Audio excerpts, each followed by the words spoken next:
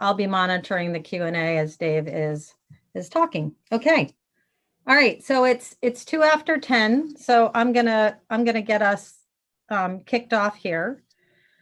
I want to welcome Dave McEwen to our last CEO Think Tank webinar series for 2020. Given the number of folks that signed up for this webinar, I'm thinking that leadership is and leadership questions and focus and intentionality are very much in the front of everybody's minds. A couple of housekeeping things just before we get started. So one is this webinar is being recorded. And it is also being shown on YouTube live right now. And so if folks are having trouble getting into the webinar, just email me, let me know, and I can make sure that you have the YouTube link. I'll be monitoring both. The second thing is that we will be sending out a recording of the webinar along with our key takeaways. And so you can look for that first thing tomorrow. And third is please put your questions in the Q&A. Dave's going to be answering them as we go through the webinar today, and we'll be spending 10 or 15 minutes towards the end of the webinar to also answer Q&A, and he'll be giving you some resources as well at that point. And for those of you that are already starting to plan for 2021, a couple of things. One is we do have our events kicking off in January again, January 19th, with Darius Mershezada, who is the author of the Core Value Equation and a former client of mine. And I'm really looking forward to having him on board. And there's other events that will be getting posted. And again, our YouTube channel has the recordings from all of our speakers this past year for you to check out. So please take advantage of that. So I think we're good. All right. So you're seeing all the comments, Dave, right? And yep, get an idea of where we're going. Good. Great. Cool. All right. So let me get us kicked off here. I am incredibly grateful to Dave. He is actually on California time, so it's dark 30 out there. For joining us this morning on the East Coast. I'm also very thankful to have Megan Burns in my life because she's the one who connected us. So I think she's supposed to be on the call, but we'll see. And finally, thank you to all of you who have supported us this year and participated this year and joined us this year, and all of my amplifier group sending this out to the world. I don't know if we have anybody from Australia or Ireland on the call today, but we'll see. We'll see. So Dave McEwen is the CEO of Outfield Leadership. He is a leadership consultant, the author of The Self-Evolved Leader, Evaluate Your Focus and Develop Your People in a World That Refuses to Slow Down.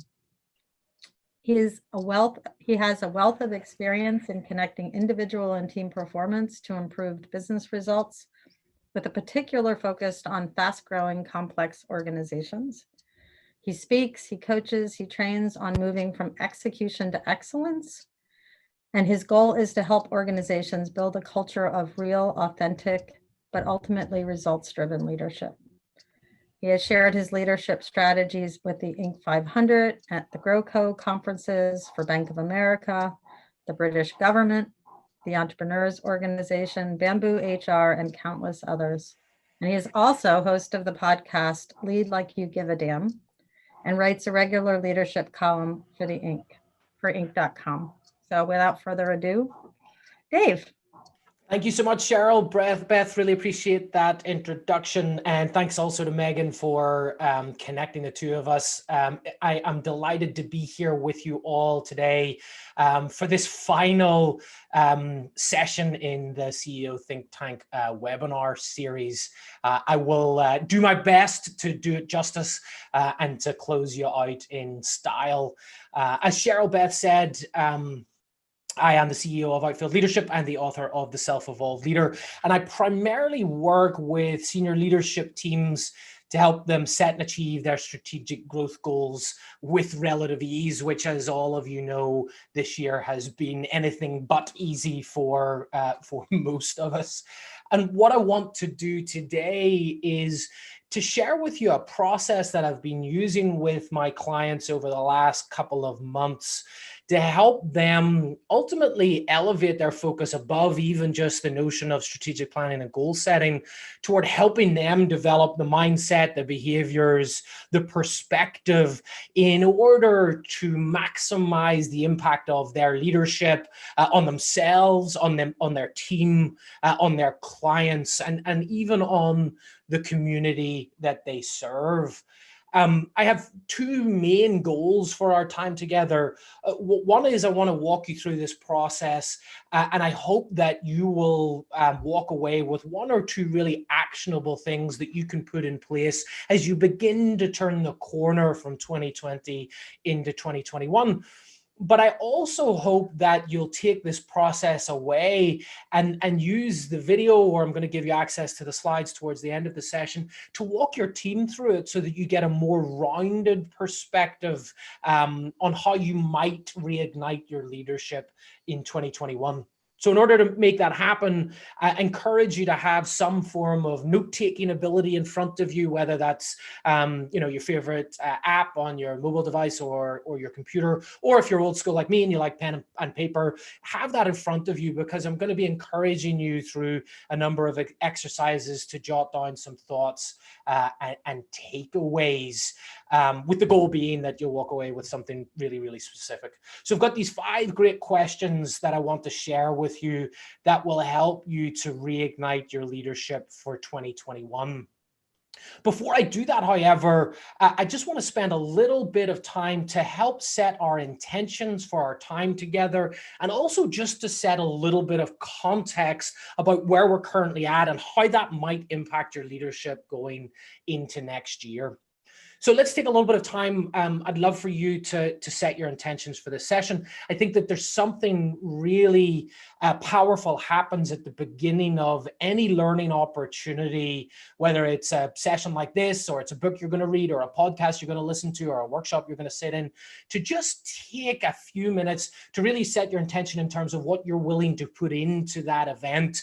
I've done this hundreds and hundreds of times, and I noticed that there's a marked difference in those leaders who take some time to be intentional about what they're going to put into a circumstance or an environment like this, and what they get out at the end. So I've got a couple of questions to help you do that.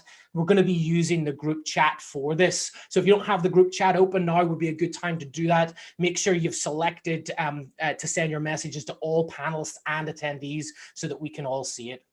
So here's the first question. It's quite broad, but it's this: what's on your mind at this beginning of Tuesday, the 1st of December in 2020? What is on your mind? What are you bringing to this session top of mind for you? I'd love to hear a couple of your thoughts in the group chat, and I'll give you a few minutes just to do that. What's on your mind?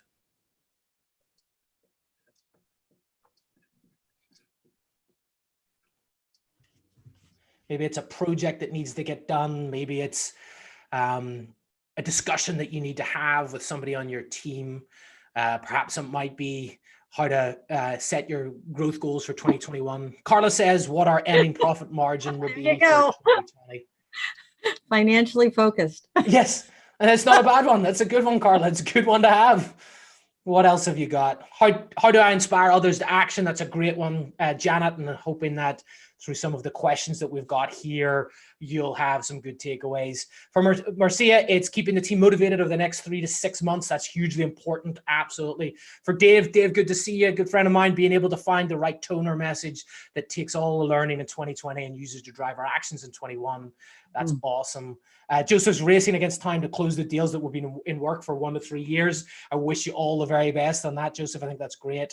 Raising money in these virtual times, Alice, if you're working for a nonprofit, very difficult time to do it. Or if you're looking for venture capital, very difficult time to do that too.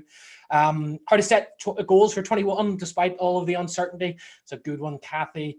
Mark has to have a crucial conversation with a long-term team member. We've got Eileen, who needs to recalibrate client teams with a fresh mindset.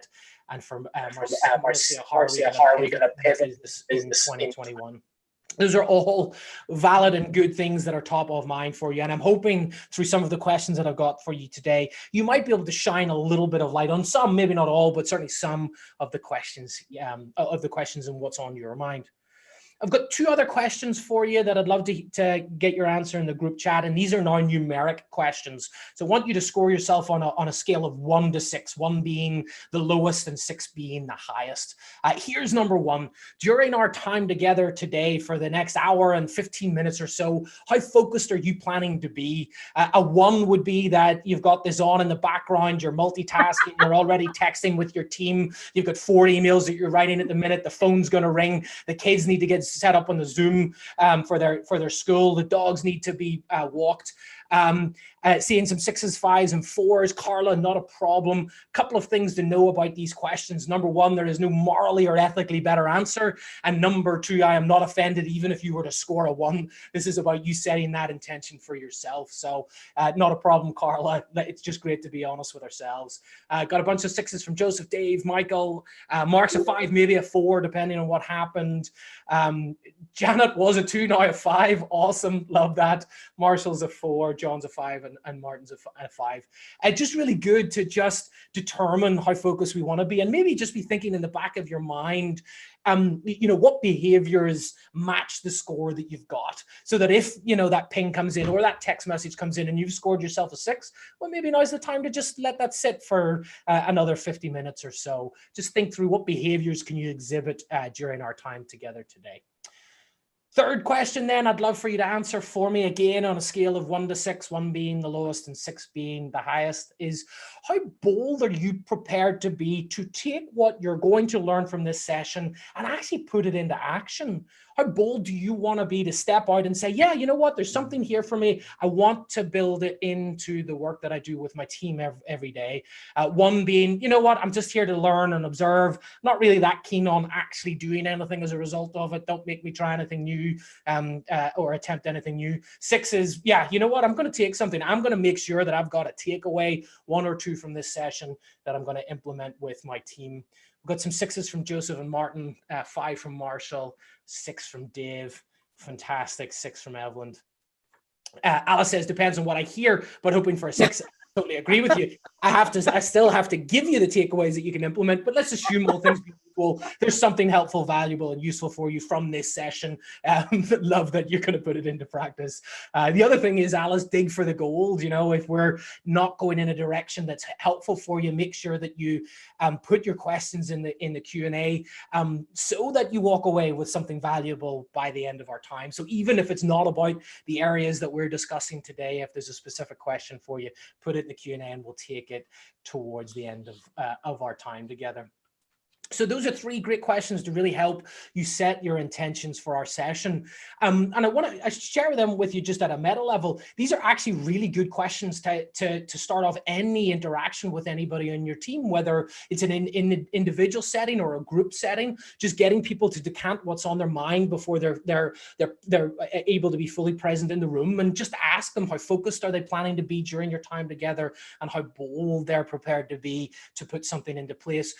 One of the clear distinguishing factors from great leadership compared to good leadership is the ability to set their own individual intentions, but also to help those people in the room that they're working with set their intentions for what they want to get out of. So good for us, for our purposes here. Also really valuable tool for you. So tool number 1, I guess, from our session today, how can you use questions like this to better set your own and your team's intentions as you move into 2021?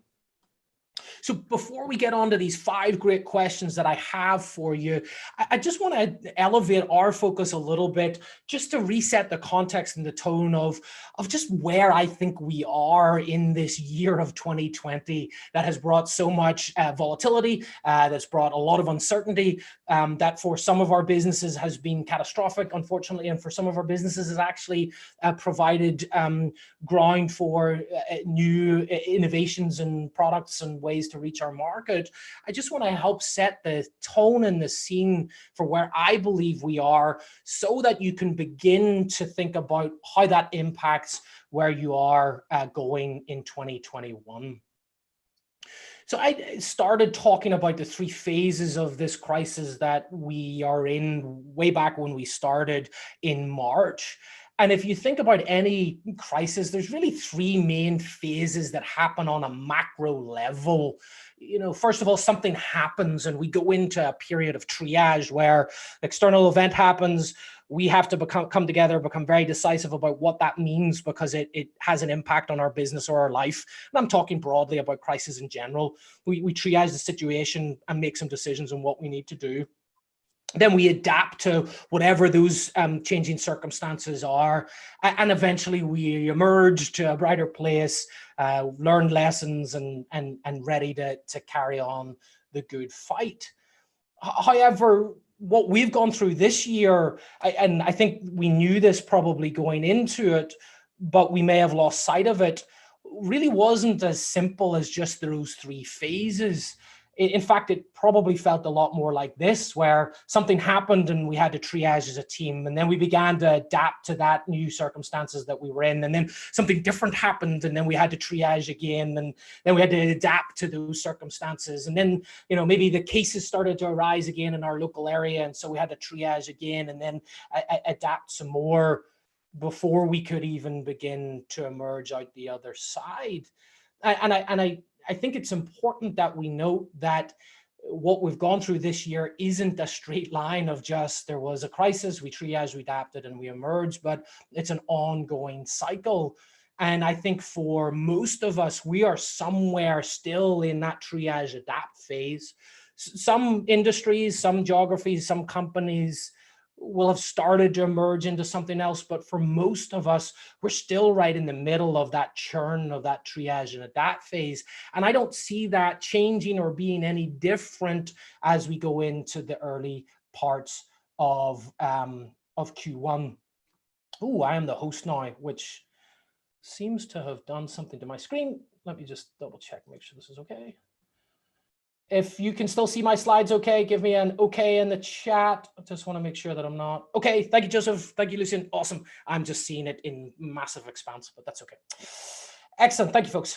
So I think that it's important to know that I don't think that that's necessarily going to change as we go into Q1 and of next year. And so we've got to figure out the best way to lead our team, our clients, our community, and our company in this world that's continuing to move from triage to adapt.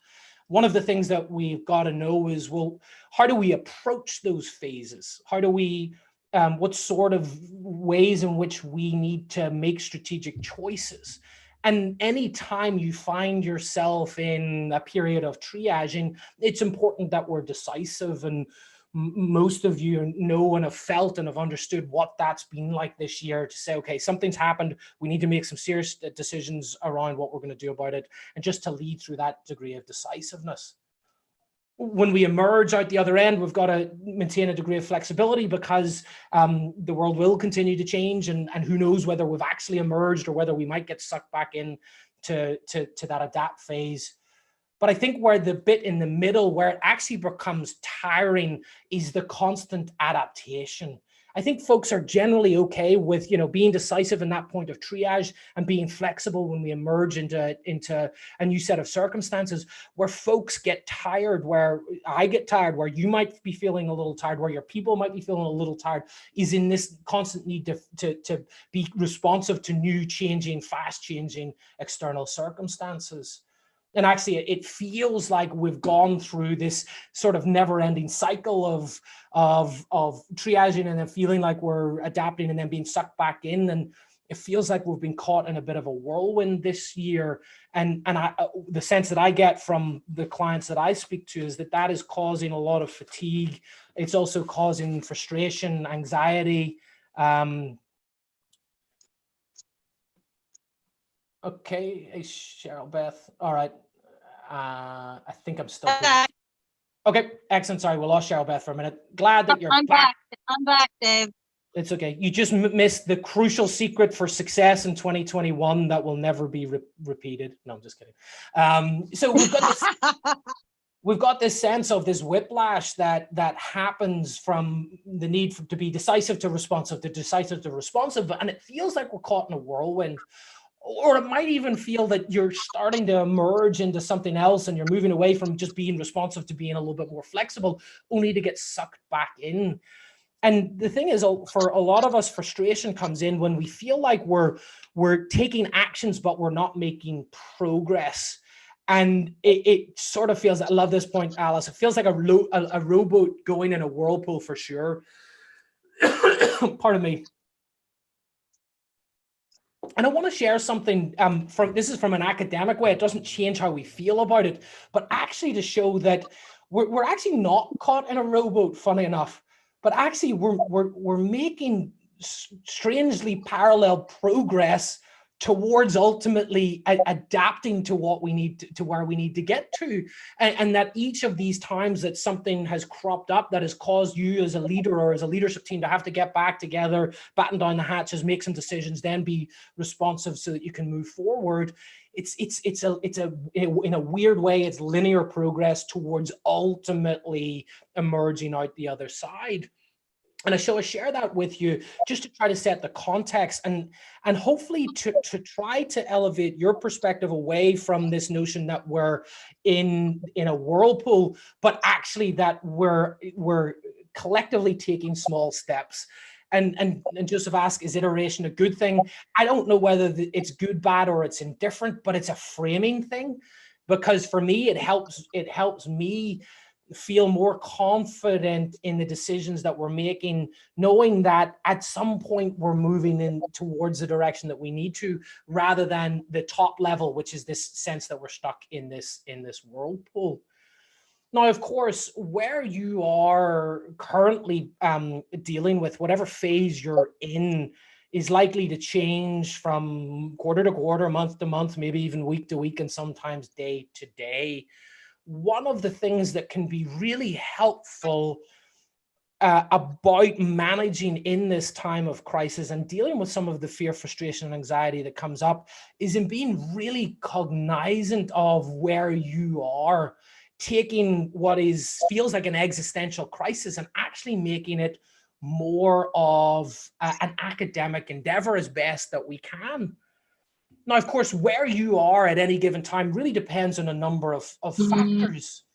First of all, the industry that you're in. I mean, we've seen this year that certain industries, if you're in food service or if you're in tourism, if you're in in-person entertainment, I mean, clearly a really, really very difficult time in those industries.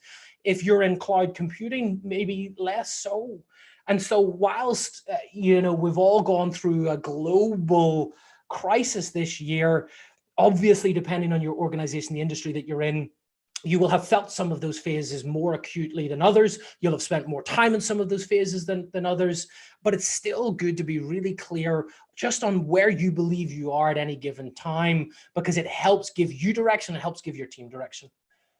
It also depends on your geography. And we know, particularly if I take North America as an example, that just in terms of the public health requirements and the impact on our business has changed based on geography of where you are. And that's changed and shifted throughout the year. And so while some geographies might be closer to emerging, maybe others aren't. Another important aspect to think about is where your clients currently are. Where are they within that phase? Are they triaging, adapting, or emerging? Because their needs and their requirements are going to have an impact on you and how you show up. And then finally, what I've noticed is most organizations have, of any particular size, can have some departmental or divisional differences in that the most front-end, forward-facing, customer-facing departments and divisions tend to be the leading edge of all of this. And so there might be a sense that they're pulling a little bit more forward, whilst the rest of the organization is playing catch up. And so just understanding whether there are different departments or divisions that are currently triaging, adapting, or emerging, I think is hugely important. What I'd love for you to do, if you feel comfortable having just shared that, share with me in the group chat, what's your best guess in terms of where you are currently today? Are you in triage where you're really still needing to be decisive about the external shifts? Are you in the adapt phase where you're being responsive to those changes in the external circumstance? Or do you think that you've emerged and that you're now just continuing to be flexible? Feel free to share with me. Carla's in adapt, Eileen's in adapt, Marcia, adapt, Kathy, adapt. Yeah, I feel like there's a lot of us are feeling that way. A lot of adaptability. A lot, yeah, for sure. Alice says 30% triage, 70% adapt. That's an important difference and nuance for that. I think that's important. Again, also good nuance for Carly. In adapt for one line, emerge for another. Adapt heading to emerge for Joseph. That's great. Adapt for D. Freeman. Adapting for Dave Aguilar. Halfway emerged for Mark and still adapting, and Janet is emerged. So it's really helpful to just share that so that we can see that there's a broad mix today in terms of where you're at and what you're dealing with, and that'll have a great impact on how you show up for your people over the next couple of months and into Q1 of next year, and also have an impact on how you tackle these 5 questions that I'm going to share with you in a minute or two. So just to round off this bit, just to share with you as a reminder, if you're in one of these phases, here's what you're looking at. If you're triaging, there's been a substantial change in those external circumstances. Your goal is to quickly assess the impact of those changes, to make decisions to mitigate it with a reduced circle of control. And that's the important thing, is so often when our external circumstances change, what we can control gets constricted, and that's often what plays into fear, frustration, anxiety, and overwhelm that your people have and that you have, because when we don't have a large circle of control and our choices are limited, that can be problematic. Often, if you're in the triage phase, we're working reactively and piecemeal. And I'm hoping that none of us go back there in even a micro level in the next couple of months, but who knows? Just be aware that might be a possibility still. Then if you're in the adapt phase, we've got some degree of settling of external circumstances. Your goal is to begin to increase your circle of control as a leader, as a team, as an organization, and begin to positively impact that external environment again. And so if you're in that adapt phase, that should be your number one goal. How do we continue to increase our circle of control that was constricted during that triage, now beginning to open up in that adapt phase, so that you can begin to positively impact the external environment again? When you're in the adapt phase, you want to move away from being reactive as a leadership team towards being more proactive and cohesive. And so if you're working with Cheryl Beth on your annual and quarterly planning, your monthly planning, or if you're, if that's what your drumbeat for implementation is, triage and crisis has a great way of just scattering our notion of execution rhythms, and it's really important to start to build that back in. If you're in that adapt phase, and if you haven't done some planning for next year, now would be a great time to do it, at the very least on that first quarter for next year, so that you're proactive and cohesive with your leadership team. And then the final phase, when you're coming into this emerging phase, the external circumstances are essentially solidified, and your goal is then to maximize your impact within that new set of external circumstances. And at that stage, you want to realign your organization around some longer term goals and to be a little bit more flexible. The triage and adapt phase typically keeps our horizon of focus at a much closer to runway level. And that as we're beginning to emerge, you want to begin to think again about what are our goals for the next year? What are our goals for the next couple of years? Is our mission and vision still valid and good to deal with the new circumstances that we're in? So I share that with you just so that you have it in the back of your mind as you move through next year. You may well move into or out of some of these phases, and just to be aware of what the role, what the goal is whenever you're there. You can prevent some of the whiplash effect by doing a couple of real simple things. So first of all, be really good at identifying the signs that you're moving from one phase to the next. What are those leading indicators in your business? What are those things that you're watching for in the wider political and public health sphere that indicate to you that you might have to move from adapt back to triage, or that you're maybe even moving out towards emerging? What are those metrics that you're looking at? And then building a push forward and a fall back plan, so that if you're moving backwards for whatever reason, there's at least a high level plan that you can pull a lever on and put it into action, so it doesn't feel like it's as much of a scramble fest and it's as much of that whiplash feel.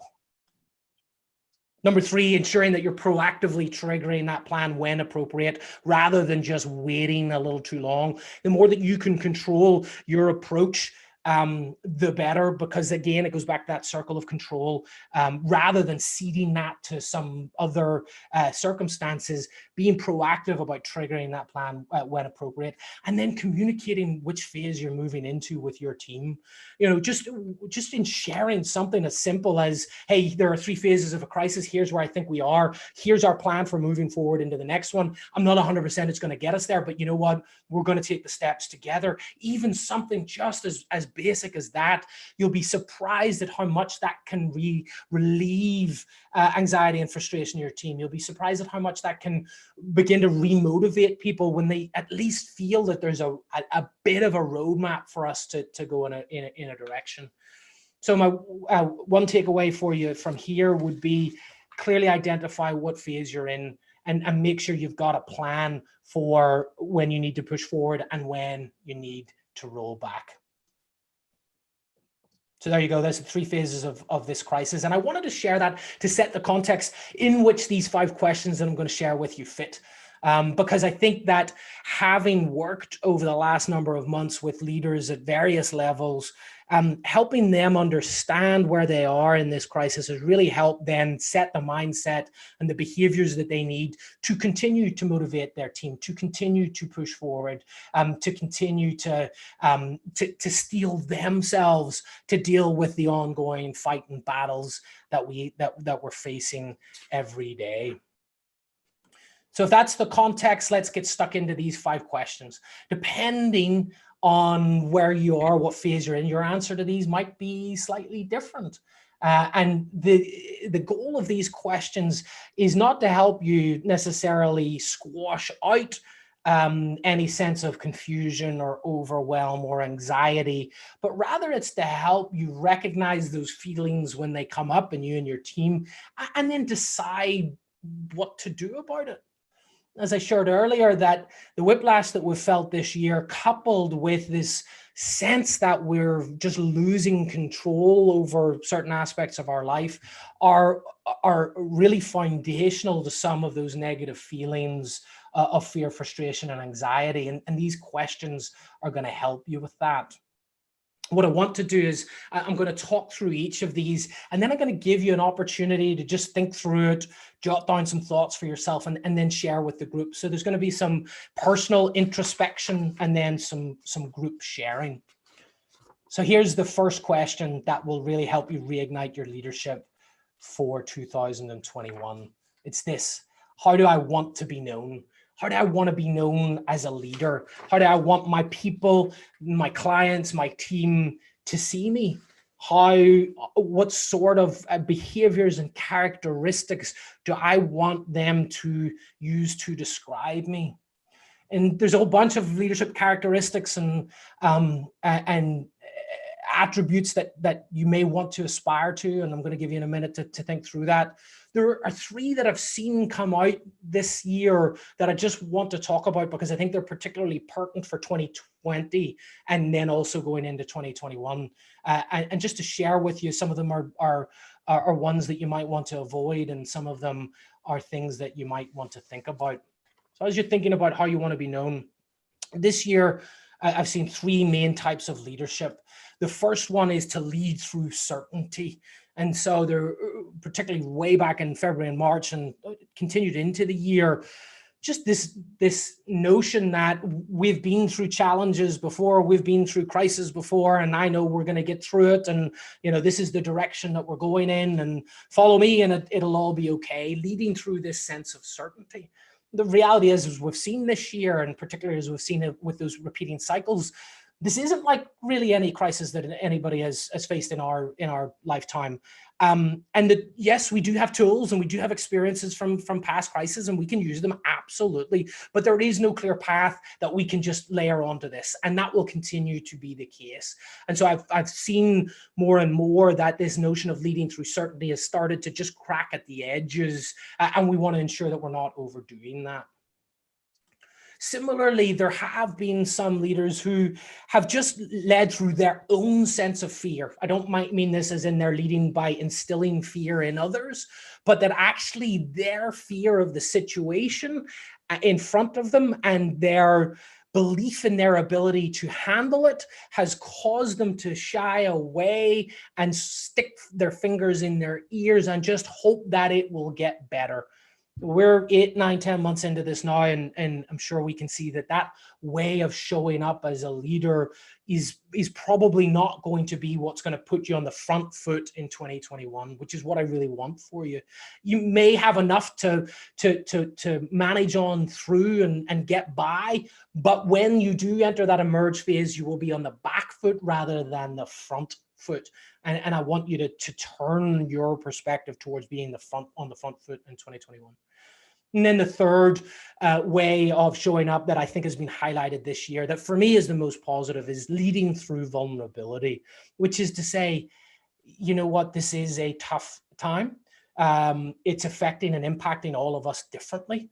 Yes, we have been through crises before, and there are some things that we can use from that to help us in our moment today.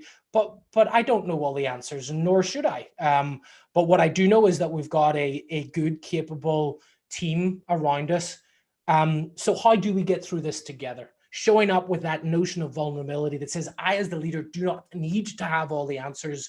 My goal is to help get the most out of our team collectively to achieve some shared goals, so that collectively as a team that we can emerge. And I see these patterns play out again and again and again this year. Leaders who are trying to lead through certainty, trying to lead through fear, and trying to lead through vulnerability. And there's a whole bunch of other characteristics that are in there that might be pertinent for you. I want to give you 2 minutes and just love for you to jot down, from your perspective, how do you want to be known as a leader, let's say at the end of 2021? What do you want people to say about you? Just jot down on a bit of paper, and then jot down beside it, and what actions do you need to take? What needs to change or shift in how you're showing up every day for your team to make that be the case? So just take a couple of minutes, jot down for yourself, how do you want to be known, and what actions do you need to take?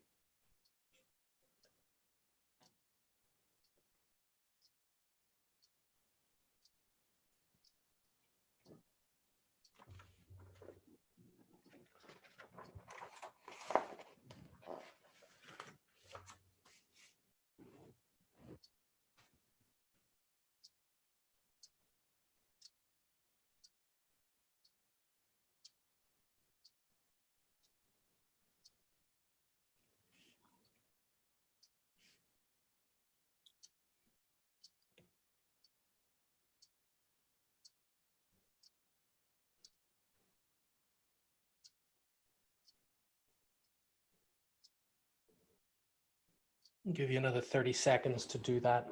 Just internal reflection. How do you want to be known as a leader, and what actions do you need to take to ensure that that happens?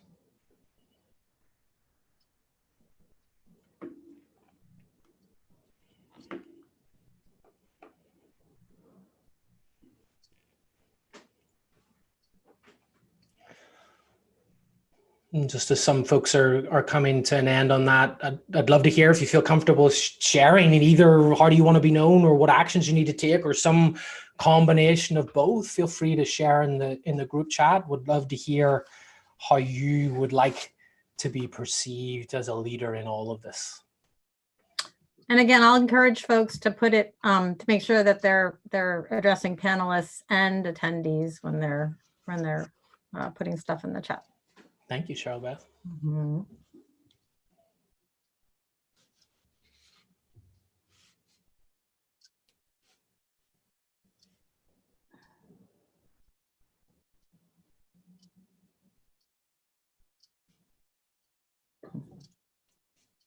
Hey, Marshall, appreciate your comment there. It says he took care of us and got us through safe and successful. Is there a particular person that you're referencing in that?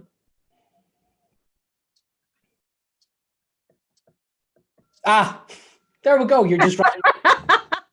Of course, you're just answering the question the way that it was supposed to be. My fault, Marshall. I'm from Ireland, so my grammar is just, that makes perfect sense. Thank you, Marshall. So you want to be known as somebody that took care of us and got us through safe and successful. That's awesome. For Alice, it's decisive, deliberate, supportive. Oh, three great words there. Focus more on the team and less on the individual. That's an interesting one, Alice. I love that. Mark says, I would like to be known as optimistic, decisive, compassionate, and curious. Those are fantastic. What Carlos wants to be known for is the fact I didn't freak out like a crazy person during the past 9 months, which is totally, it's okay. Like, we all need our own freakouts, and I know that even I've had them at the best of times. I hear you, Carla. Don't beat yourself up about having a bad day or a bad week or a bad month. We ain't perfect, and I think that's important to know. What you need to do is to stay knowledgeable about all that continues as it unravels. Yeah, it's important. Alice has got a +1 for Carla. Marcia says, caring, driving with a heart, stay on course. For Dave, supportive and encouraging despite the challenges, and maintain a growth mindset throughout. I think that's really important, Dave. One of the notions about our circle of control being constricted is one of the best ways to get out of it is to continue to be curious and stretch that growth mindset that you have. Joseph says, fair, balanced, and calm, led the team through treacherous waters and got us through the storm. For Lucian, be known as a captain in a storm. Actions continue to create SOPs and celebrate our achievements despite the challenges. I think that's a huge one, Lucian. So that's celebrating achievements in a challenging time can be hugely important. It's just a little bit that of encouragement that just keeps us going, just keeps us moving forward. So I'd encourage you to do that. For everybody that's on the call, if you're seeing things in here that are appealing to you, or there are some actions in here that you're like, yeah, I got to do that, make sure you take a note of that as well. I'll continue reading some of these because I think they're fantastic. Mark says, what I need to do, create opportunities for increased communication with the team and one-on-one, open myself up more to listen, reassure, guide, and facilitate collaboration. I think that's really important, Mark, definitely. For D. Freeman, work together as a team, listen to everyone. Someone may have a better answer than me. Somebody probably does have a better answer than you. If there's one thing that I've learned, there's almost always a better answer out there. And I would like to be known as a company who put employees first, but also as the person that employees can depend on. I think that's fantastic. Janet says, bold, grateful, authentic, confident, caring, actions, daily reflection on gratitude, and more vulnerable communication. I think that's is great, Janet. And I think a lot of us are spending a bit more time in that kind of just listening to ourselves and quiet introspection on a daily basis. Marshall wants to find more time to focus on leadership. I think that's really important. Leadership just doesn't just happen. It's something we want to work on, whether it's our own leadership or the leaders in our team. And Michael says, always there to help, consistent and authentic. These are all really fantastic things. And what I encourage you to do is to keep a note and keep a record of that, and review it on a monthly and then a quarterly basis, or even print out some of those words, put it on a flashcard in front of you. Keep that front and center of your mind as you're going through the next couple of months, because we all know what the busyness of the day-to-day is like, particularly when we're living in a very volatile, uncertain world. That gravitational pull to firefight, to rush to the rescue, to save the day, to be the hero, all is a big gravitational pull that'll take us away from some of the things that are in here. This notion, this desire to develop our people, to listen to the people around us. And so I'd encourage you, keep front and center this intention for the next few months. And you can reset it at the end of Q1 if you want to, but keep it as a driving force for you for the next couple of months. Thank you so much for sharing, folks. I think that's really important and a good start. So how do we want to be known as a leader will really bleed into, actually, funny enough, this next question.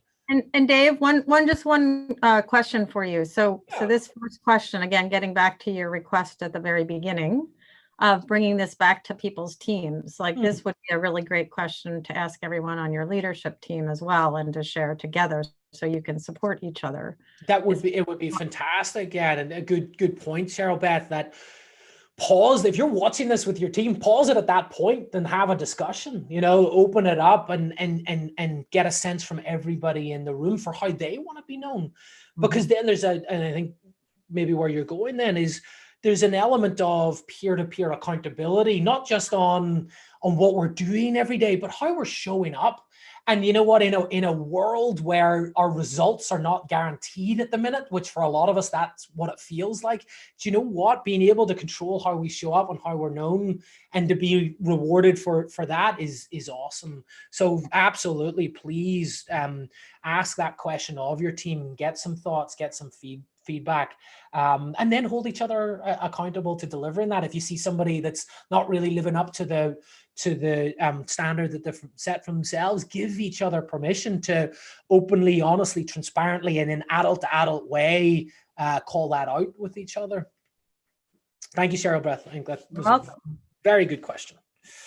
Okay, so that was, how do we want to be known? Next question bleeds into that. And the goal of the next question is ultimately to help us feel like we're more in control. So we talked about how we want to show up. How do we then evaluate this world that we're in and begin to increase that circle of control? Now, for some of you, you may feel like you're already there, and that's great. You may already feel that some of those constrictions on those triage phases have lifted a little bit, and that's great. But it's still a good exercise at any time to focus on what you can control. I told folks over and over and over again over the last 10 months that the way in which you're going to get through this is to focus on what you can control and not worry about the rest. We have a tendency to want to worry about everything else that's going to happen, whether or not we do anything about it. Bring that back towards yourself and think about what you can control. And so I'm going to give you, again, in a minute or two, just an opportunity to think through this. But here are 4 ways that you can slice this that for me are really important. At a real base level, you can control your actions. So you can control what you're doing on any given day. You can control what makes it on your to-do list and what doesn't. You can control what you choose to prioritize your time on and what you don't. You can control what meetings you choose to go to and whether you're going to voice an opinion or not. Ultimately, all of those actions on a daily basis are things that you can control. You can say yes or no to. There are your behaviors, how you actually treat people, how you show up on a daily basis. And there's a direct link, obviously, between your behaviors and how you want to be known. And if there's a disconnect between those two, that might be something that you consider working on the next couple of months. I think a really important one is your mindset on a daily basis. How do you approach the challenges in front of you? Do you approach them with positivity, with a degree of realistic optimism, with a sense of wanting to move the needle, or do you revert back to that sense of, I can't really make a difference here?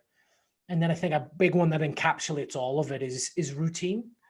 Have you been able to build a new positive routine over the last number of months that actually helps you with your mindset, your behaviors, and your actions? Or do you feel that you're still just scrambling and just attending to whatever is loudest, whatever comes in first, whatever comes in most often?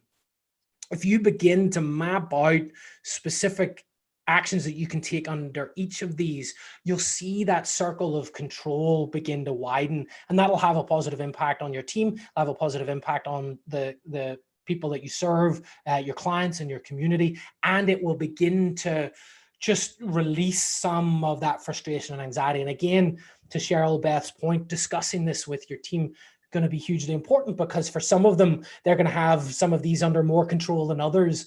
And your guidance as a leader to them on how to tweak and change these is going to be hugely important. So again, just take 2 minutes and pick 1 or 2 of these, or maybe you want to work on all 4. Which of these can you work on to have the greatest impact on your own sense of control over the next 4 months? And what do you want to do to make that happen? I'll give you 2 minutes to just jot that out and then we'll broaden it out again.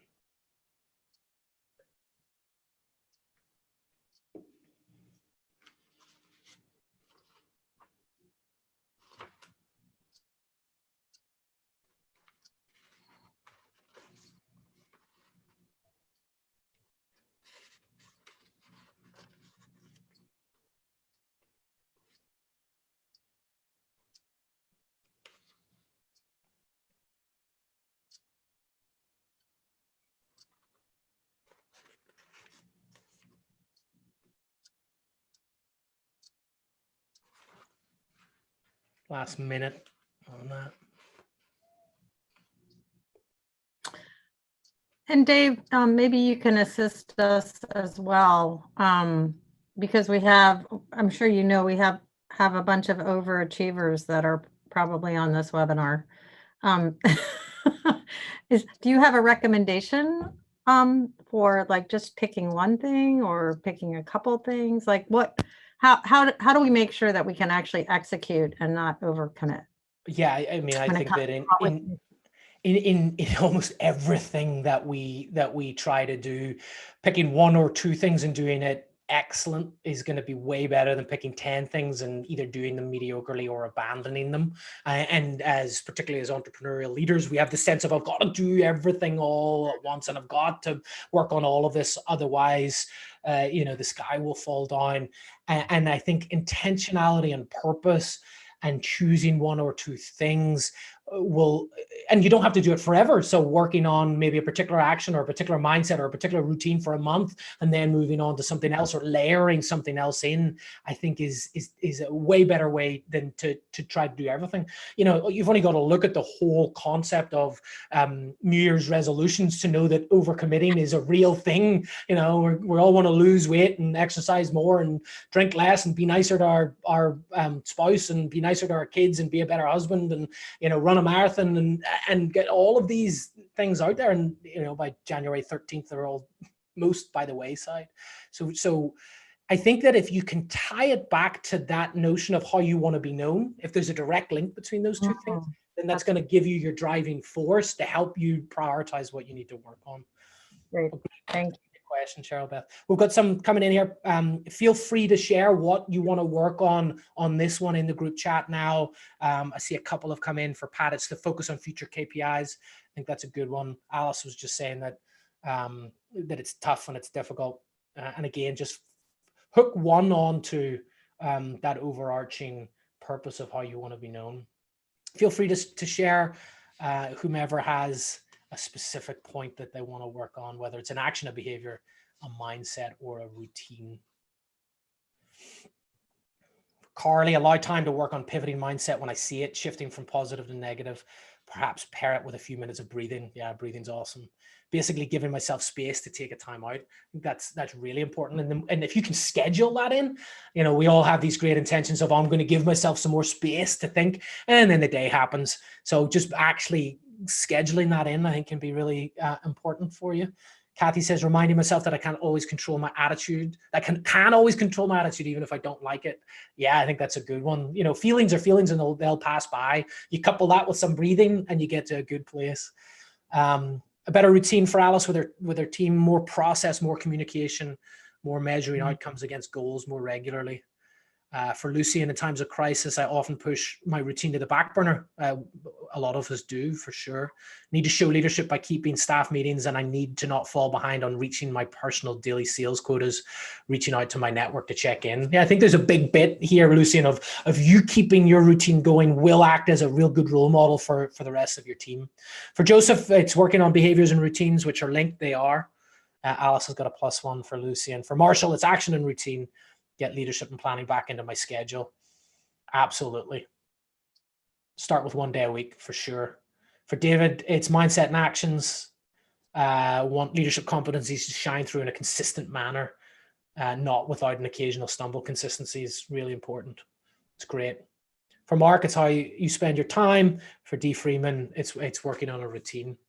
I think those are all great takeaways, and make sure you've got that beside you, because I hope you can see that I'm building up a series of takeaways for you. So what can you do in terms of how you want to be known? What can you control and put into place and practice today if you're a 6 on the how bold you want to be? Thank you for sharing, folks. I hope that was helpful, valuable, and useful for you. So how do you want to be known? What can you control? The next question to help you reignite your leadership for 2021. Before I do that, just a reminder, make sure you share the responses with your team and have a good discussion. Another good accountability opportunity for you. Third question is, what's becoming clear to you? Funny enough, over the last 10 months, even within the churn and the whirlwind, the more that I talk to my clients, the more that there have been just elements of how their business functions or their people function or who they serve that actually has become less helpful over the last number of years, but just seems to have accreted over time. And now is a really good time, if you haven't done it, to really tune out the noise and listen to the signal about what's becoming clear to you in your business. And this can fit into a number of different categories. There's a whole bunch. These are the ones that I've seen appear. These are the 5 that I've seen appear. First of all, who you serve, who your customer base is. And actually, in particular, where I've seen it is there have been a number of organizations for whom they had a particular customer demographic that they served with one product, but it was always a little bit of a weird offshoot of the main bit of business that they did, and actually ended up costing a lot of time and resources. And they just did it because it was there and it was probably easy money. And I've known a lot of companies that have just said, hey, now is a really good time to actually, sunset some of those relationships so that we can move forward in a clearer way when we begin to emerge. That's what the core of this question is. As we begin to move into that emerge phase, how can you do it on your front foot? How can you ensure that the organization's set up in a way to capitalize and maximize that as best it can? How can you clean up just some of the stuff that's accreted over time that's not serving you or your customers well? So, who you serve may have changed over the last 10 months, or there may be a particular body of customers where it's just run its course. Or you may well have found that you've got a completely different product and market mix. Maybe there's a whole brand new market that you can play in. I know a lot of organizations that, we're typically B2B, but maybe they've taken a B2C approach because they've been able to directly reach those consumers. So is there a shift in the product market fit that you have? And again, this will depend on your industry. For a lot of industries, that has been a huge shift, and they're still trying to scramble to keep up with that. For some of us, it may just be different product offerings for a few different customers that may serve us and them well in the future. So what's becoming clear to you about who you serve and what the product market fit is?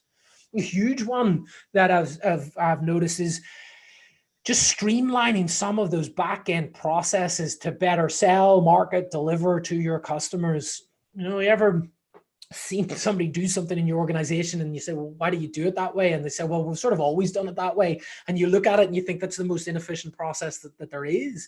Now is a really good time to just begin to streamline some of those processes so that, again, it's just a cleaner organization, more efficient, more well-oiled machine when you move forward. So what's becoming clear to you around your processes? For some organizations, it's a reassertion of those key values to their organization. Actually, a number of my clients have seen it as a good opportunity to reset some of the assumptions and understanding about the culture of the organization. There's something about, in good times, the culture of an organization can morph a little bit, can change a little bit because we're all succeeding. It's fantastic. But there may have been some values that have crept in that are not necessarily in line with how you want that to be for your organization or your team. So just think about values. And then maybe there's something that's dramatically, markedly shifted about your vision or your mission that actually maybe that's fundamentally different, and that's okay. recasting a longer term vision in that emerge phase is going to be what is going to help you chart that course from middle of 2021 and onwards. So who do you serve? What's your product market fix? What are your fit? What are your processes? What are your values? What are your vision or your mission? Is there any one in there particularly that you know that you should tweak or change because it's just not working the way that it should do, and that now would be a good time to work on it? I'm not suggesting you need to have something under each of these. You might have something under one, maybe two.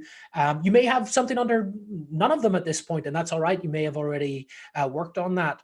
But let me give you 2 minutes just to think through what's becoming clear to you in these and what has or needs to change. Can you verbalize it? Can you vocalize it?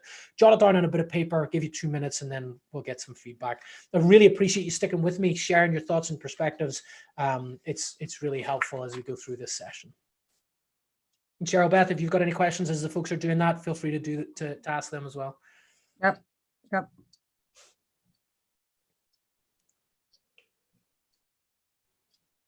So far, so good, David. Thank you. I think that there's something really valuable about just taking a step back to just evaluate who we are, how we show up, how we want our team to show up, and lay that as a marker in the ground. We don't often get the time to do that. And I think this is, turn of the year, always a good time to do that. Okay, we've got some comments here. So just as you're finishing that up, feel free to share. Thanks. Dee Freeman says, I've recently realized that the company has some processes that are not working and need to be changed. That's great. Map those out, go implement those changes so that you're a little bit more efficient out the back end would be great. Mm-hmm. What else have you got that is becoming clear to you?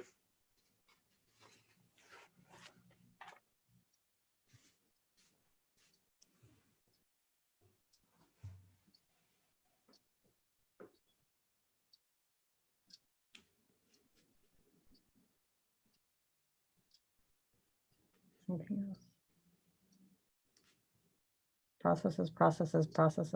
Yeah.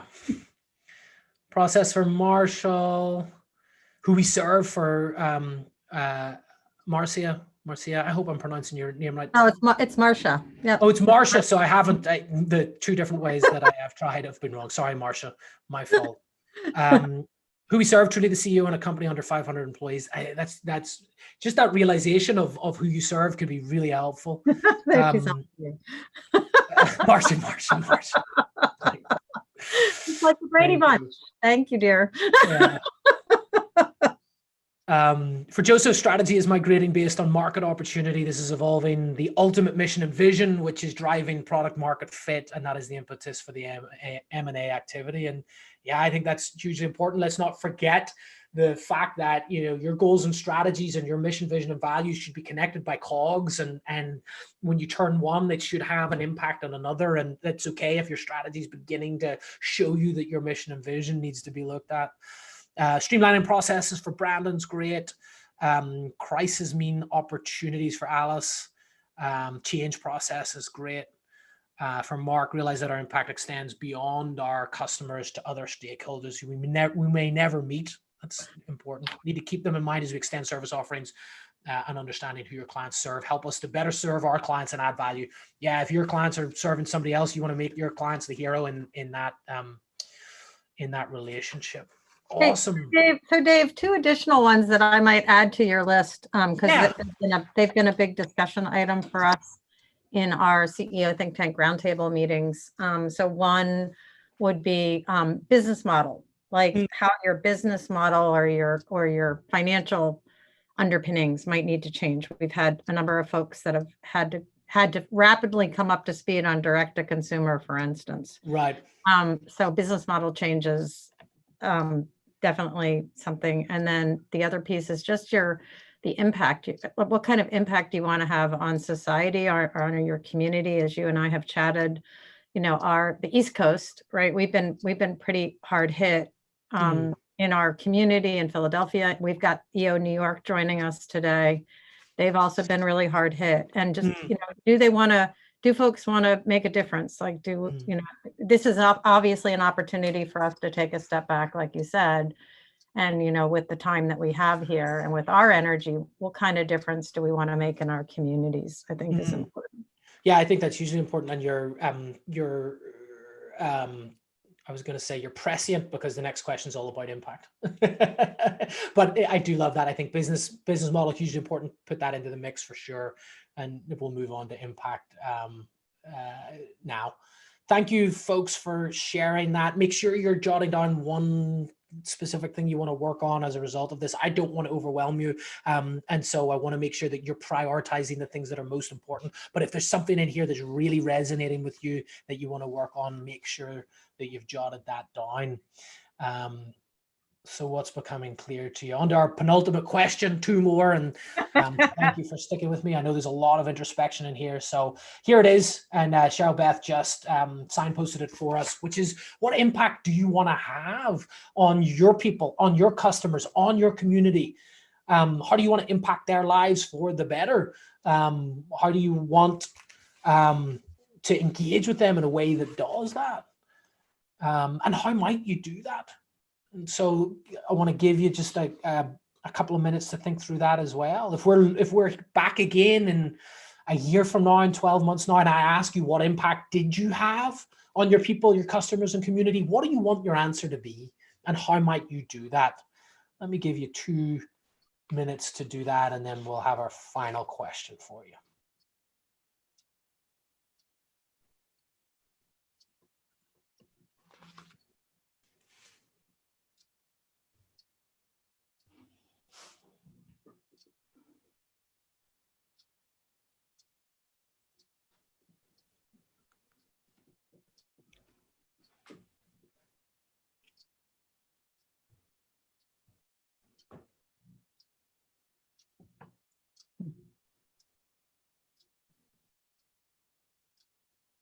Give you 1 more minute on that.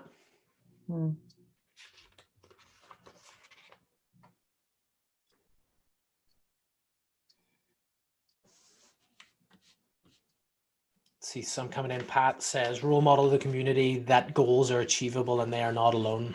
I think that's awesome, Pat. It's a great way to connect with your community and positively impact them.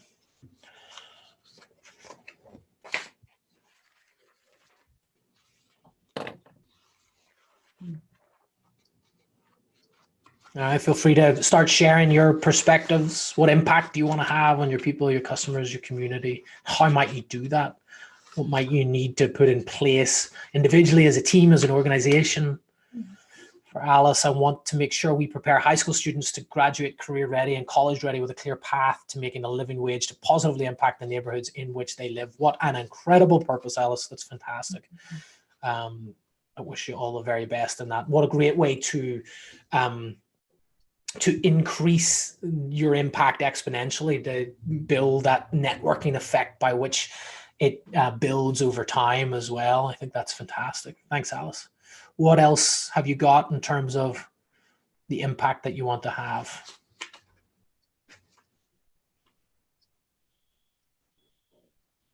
And again, this might be different for everybody in your team. So really helpful, useful to get a sense from other people that you're working with on the impact that they want to have, because there's an element of that self-actualization that can really feed into higher morale, particularly in challenging times, that if you're having this positive impact, actually can just help some of that motivation to stay the course.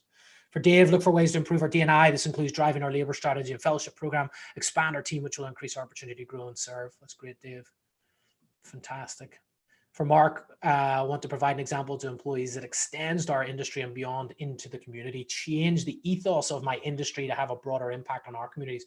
That's fantastic. Changing an entire industry to have a different approach of the community.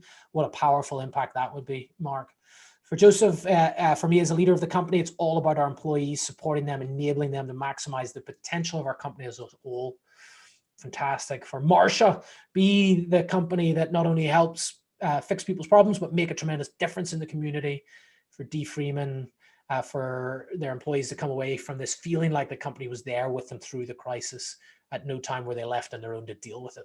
It's a great one. And for Carly to develop and train my team to be successful in their lives, which will impact themselves, their families, and therefore will impact the community. Those are fantastic. I really hope you trap those and that you review them at the end of quarter 1, 2, 3, and 4, and just get a sense of, are we there? What do we need to do to change to begin to even have a deeper impact? For Janet, it's about improving physical, emotional, and financial health of their team and clients. Fantastic. Okay, folks, those are 4 questions to help you reignite your leadership for 2021. Final one is almost a repeat of one that we have covered before, which is, how bold are you prepared to be to achieve that? So if we've taken everything that we've talked about, how you want to be known, what you can control, what's becoming clear to you, what impact you want to have, how bold are you prepared to be to put that in place on a scale of 1 to 6. And it's important for you to evaluate that for yourself, for your people individually, and even for your team collectively, to ask yourself, how bold are we prepared to be to make this come to existence? And then the question is, what needs to happen to make everyone a 6? What do we need to do to really get to that point where we're all 5s and 6s? So just share with me now in the group chat, now that we've gone through that and you've considered some of these questions, how bold are you prepared to be to put something in action? It only has to be one thing. It doesn't have to be your whole list. Just at least one thing that's there, whether that's how you're known, the impact you're going to have, what you're going to control, what's becoming clear to you. On a scale of 1 to 6, share with me in the group chat, how bold are you prepared to be to put something in action? 6 for Marcia, awesome. 6 from Alice. And again, there's still nothing morally or ethically good about your score. It's just what it is for you. 6 for D. Freeman, 6 for Joseph, 6 for Mark. Love this. 6 is all around for Marshall. Dave, fantastic. You guys are superb. I love hearing that. That's so good. Brilliant. Fantastic. Well, as you're thinking about that, I want to move towards just a couple of reflection points, and then we'll move into Q&A. 5 to 6 for Janet, growing to 6. That's awesome. So here's what I'd love to do just while you're doing it is, first of all, just share with me, what was the question that was most useful to you? You don't even have to write down your answer, because I think we've covered that as we've gone through, but what question out of all of those was most useful for you? What question did you find most helpful? I'd love to hear from you. What can you control for Carly? Fantastic. 3 for Alice. That's great. Not a problem. Was that, it was the 3rd question, or you're a 3rd on your score 3 on how bold you are? That's fun. That's fine. Whatever one it is, Alice. I told you that was the one that was gonna. 3rd question. Okay, awesome. And even if you are a 3, that's okay. That's fine. What can we control for D. Freeman? How bold are you for Janet? What can you control for Mark? 3rd question for Alice. What actions do I need to take for Marshall? What's becoming clear for Dave and Alice? How do you want to be known as a leader, and what impact do you want to have? What's becoming clear to you for Tom? Fantastic. One of the helpful things about just seeing this in this exercise as we come together is these questions, they strike each of us differently depending on where we're at, what we're going through, and our makeup. And so when you do this exercise with your team, you may have a particular question that's helpful or useful for you, but your team actually may find one that might be different. So I'd love for you to have a guess. What do you think might be the question that would be most valuable for your team? What do you think they'd get the most benefit out of? Feel free to share that with us in the group chat.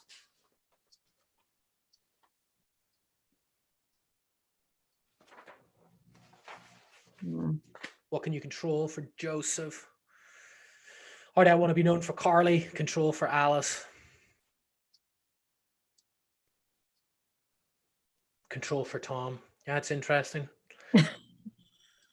Would be interesting to then actually ask them at the end, what was the most helpful or valuable question for them? Gives you a bit of an understanding of your team as well. Impact you want to have, how bold are you prepared to be for D. Freeman? Fantastic. Those are great. Again. Awesome. Let me just So then let me ask you this, as a result of everything that we have just covered, what one action are you going to take? Just what's your number one priority out of all of this? I know you might have a couple of others there, which is fantastic, but I just want to know if there's one thing that if we were to come back together again this time next year or this time next quarter that you want to commit to doing, what would it be? What's that one action? Share with me in the group chat once it's come to you. I'd love to hear that. And for those of you that are part of the Scaling Up community, what would you actually be willing to write down and put in your scorecard, your individual scorecard for Q1? Love that framing, like not just like just a sidebar commitment, but an actual commitment. Yes, I love that. yes, written down. Yeah, typed up. So Alice is going to show these show the leadership team those slides. Awesome. I'm going to give you I'm going to give you access to them in just a minute too, which is fantastic. And if you want to watch this, you know, as you go along and pause it at the appropriate place, feel free to do that. What else? What other one action are you going to take as a result of that?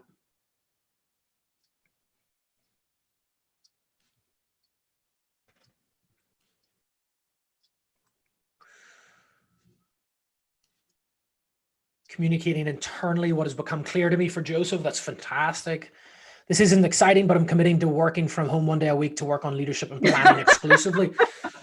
So that's the interesting thing with that is that somebody, one of my oldest mentors once said to me that brilliance is built on the mundane. And I think it's true, particularly with leadership in particular. There's so many, you know, big, exciting things that we can do, but actually just, you know, building in time to focus on your leadership and planning, it's not that exciting, but you know what, that's where excellence comes. So I encourage you, Marshall, stick at it for sure. For D Freeman, it's to ask each of their managers what's become clear to them and how bold they're prepared to be to correct it. That's awesome. Thank you for sharing that. Give you another 30 seconds or so for final actions, and then I want to share some resources and we'll go to some questions. Yeah. While you're doing that, then let me just put the resources up here for you. There's a couple of different things you can do here. If you want to download these slides, just go to outfieldleadership.com/5 questions. Just fill out a form. You'll get the slides. And Dave, am I allowed to send out the PDF of the slide deck that you sent me to people, or do you want them to go to the website? No, sure, you can send them out. Okay, great. If you want to connect with me, I'm on all the best platforms. Just write davemckeown.com/whatever the platform is, and I'll be there likely. I also have a guide, 6 steps to simple strategic planning. If you want to get that, might be really helpful just to begin to turn some of those cogs as you think about next year. Go to simplestrategicplanning.com. Let's take a look at some of these other final actions. Janet's going to go live 1 to 2 times per week. Fantastic. Kathy's going to do a deeper dive into what impact do I want to have, and then map a plan and commit to doing it. I think that's an important point, actually, that I'd love for all of us to take away. That was a pretty fast go through a lot of those questions, which, you know, some of them are fairly existential and may require a little bit more thinking. So feel free to return to it and come back to it and ponder and think through it. I think that's great. All right, Cheryl Beth, I think it would be a good time to take any questions. What do you want to do? If anybody's got questions, feel free to put them in the Q&A, or if you've got anything on the YouTube channel, Cheryl Beth, feel free to ask away.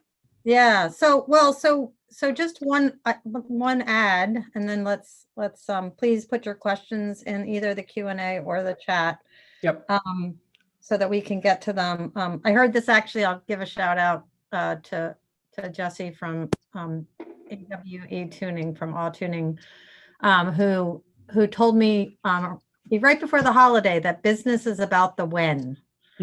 So it's not just coming up with these actions and who's going to be accountable. It's putting a timeline on it. Some type of, I'm going to do this by. So I'll just nudge you along to put some type of time on these actions so that they actually happen. Since most of us are pressure prompted. Other questions that folks have for Dave? Any clarifying questions?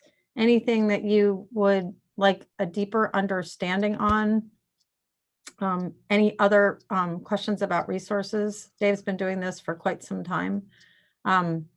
you can also follow Dave on Inc., right? Doesn't Inc.com allow you to follow your favorite authors?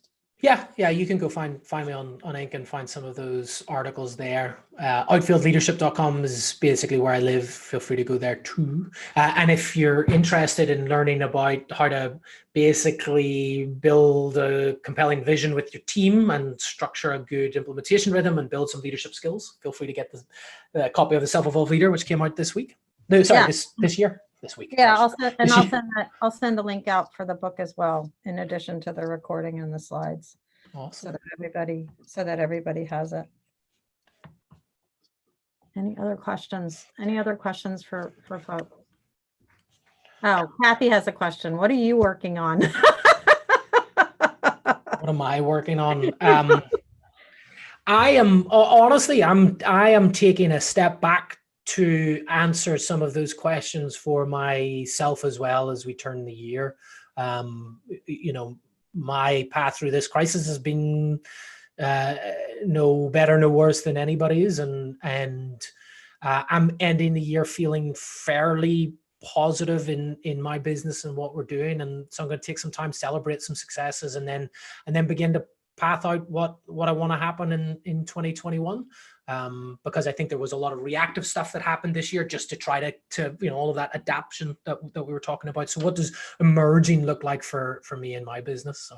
So it's a really long way of saying that I'm going to take the holidays off and enjoy myself. I think a little rest and relaxation has been called for because of all of these issues. Yeah. So let me just remind folks, as we're waiting for any additional questions that folks might have, 3 things. One is I'm going to reiterate probably for the 4th or 5th time between Dave and myself, but repetition doesn't spoil the prayer in my world. Please, please, please take the time to share this with your team. Even if it's individually and you all come back together again for a conversation, having, the thing that we do the least in organizations today is take a step back and reflect, as Dave was talking about. And this is an opportunity to really reflect and take a step back and have a conversation amongst yourselves to give support to each other, as well as acknowledge where you've been, what you've accomplished, and what you need to think about going forward.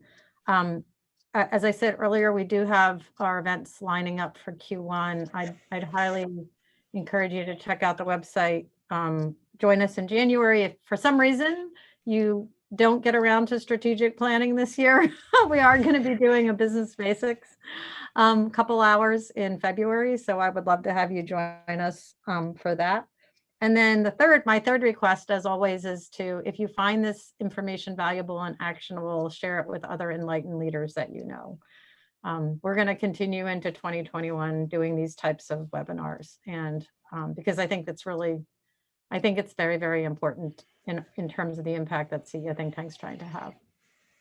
So I want to do that as well. Lots of thank yous. Look at that, Dave. Thank you, everybody. You were all super engaged and really helpful, and that the learners make the teacher, and you've made me a better teacher as a result of your engagement. So I really appreciate it. Good. Cool. There you go. All right. Well, thank you very much for joining us today, everyone. And I hope you have an amazing December and take the little bit of time for yourselves as well as your families. David, any last comments or? I alluded to it on the way through a couple of times. Control what you can control and don't worry about the rest. Yeah, there you go. Cool. All right, folks, please reach out to us if you have any questions. Again, the recording will be coming out first thing tomorrow, East Coast time. And if you have any type of follow-up, just reach out. And Dave, I'll include your information also when I send that out as well, right? Yep. So they can reach out to you specifically? Yep, for sure. All right, sounds like a plan. All right, thank you all very much for joining us. Dave, I will see you on the other side.